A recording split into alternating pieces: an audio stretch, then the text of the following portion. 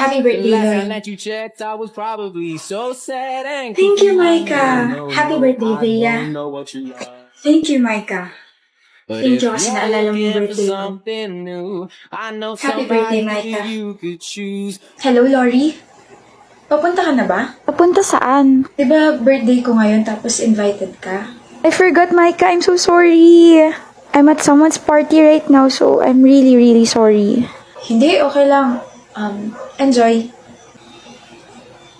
Hi, Thea. Ano ba? Natutulog yung tao. Istorbo naman eh.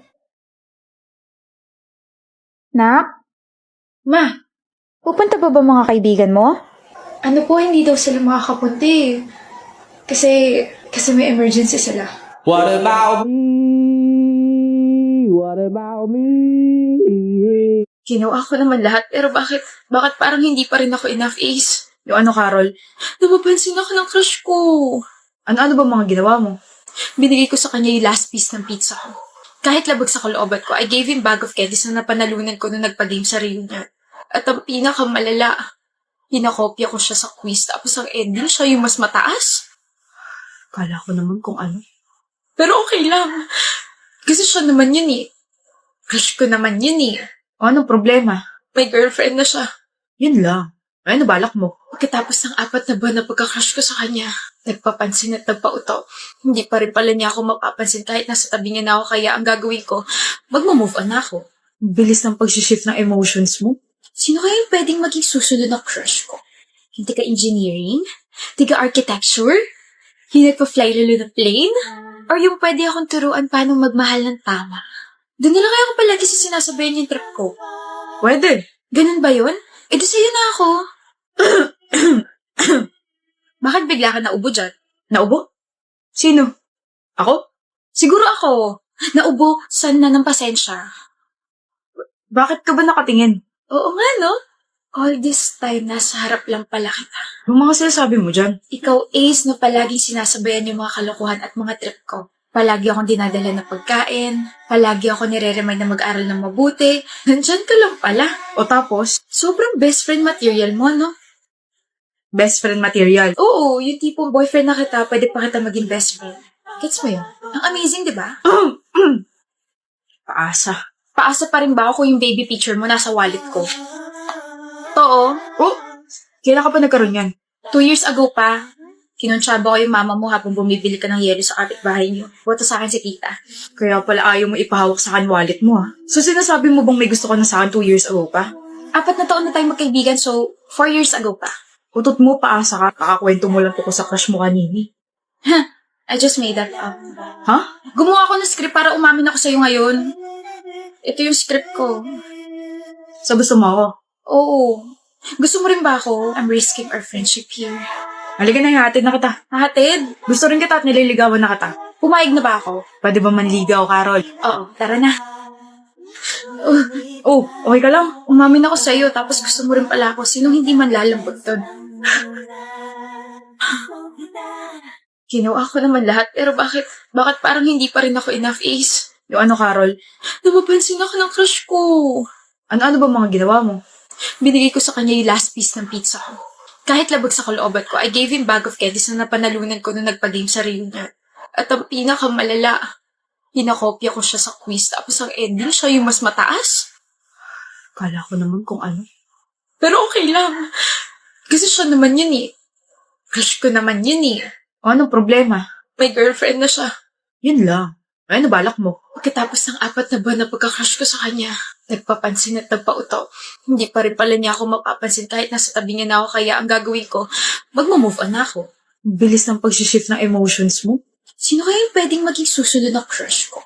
Yung taga-engineering? Taga-architecture? Yung nagpa-fly lalo ng plane? Or yung pwede akong turuan paano magmahal ng tama? Doon na lang kaya ako palagi sa sinasabayan yung trip ko. Pwede. Ganun ba yun? E di sa'yo na ako. Bakit bigla ka naubo dyan? Naubo? Sino? Ako? Siguro ako. Naubo, san na ng pasensya. Bakit ka ba nakatingin? Oo nga, no? All this time, nasa harap lang pala kita. Yung mga sinasabi mo dyan? Ikaw, Ace, na palaging sinasabayan yung mga kalokohan at mga trip ko. Palagi akong dinadala ng pagkain. Palagi ako nire-remind na mag-aral ng mabuti. Nandyan ka lang pala. O tapos, Sobrang best friend material mo, no?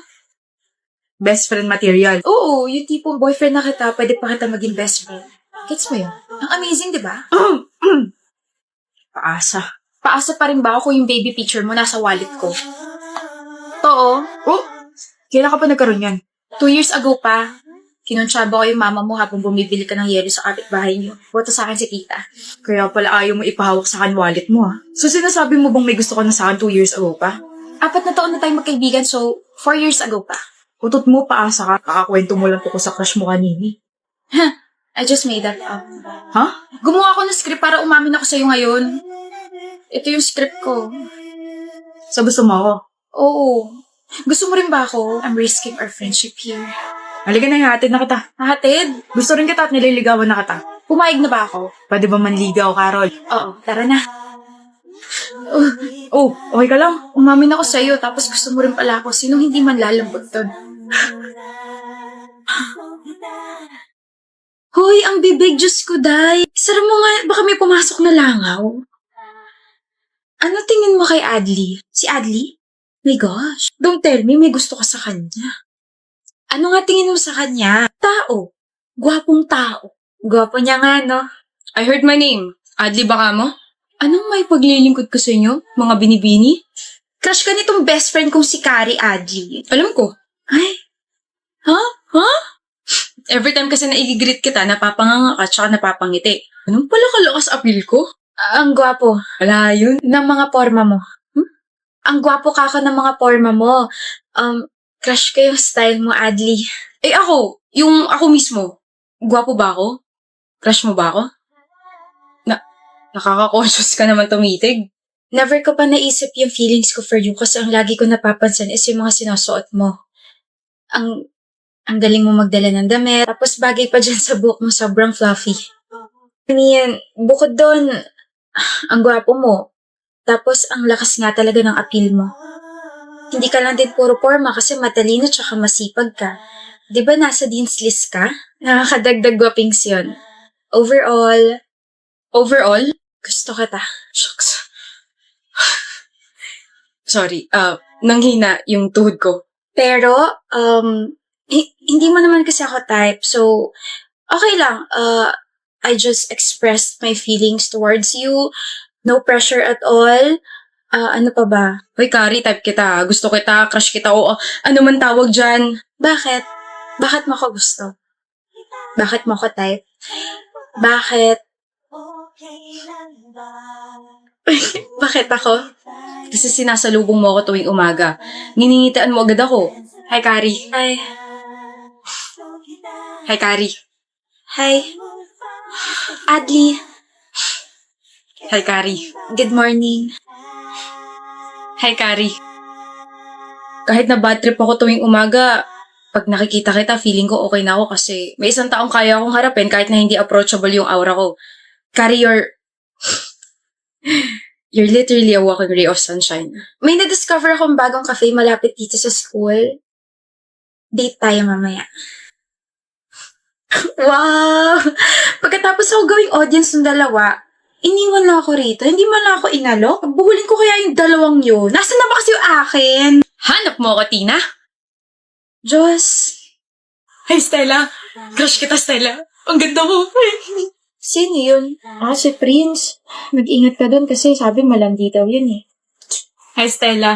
Mas maganda ka pa sa umaga ko. Kulit mo talaga.